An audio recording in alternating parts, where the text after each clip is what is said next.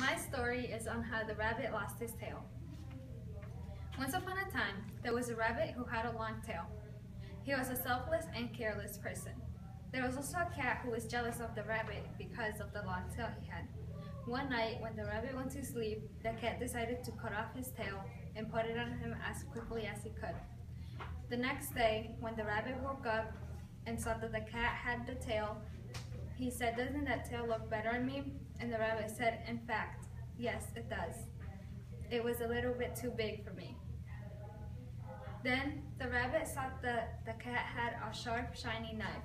They decided to trade the tail for the knife. The rabbit went along into the woods and saw an old man. The old man was making a basket and was using his teeth as a knife.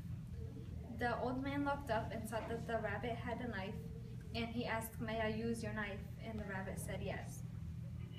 Afterwards, the knife broke into two pieces, and the rabbit said, "You can keep the knife if you give me one of your baskets." Then they traded the knife for the basket. Afterwards, he kept on going along and saw that an old lady was cutting lettuce and she was using her apron as the basket.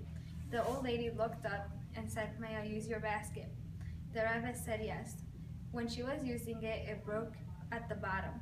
So then the rabbit said, "You can keep the basket if you give me a lettuce." Then the rabbit kept on going along, and he got hungry and tired, and the only thing he had was lettuce.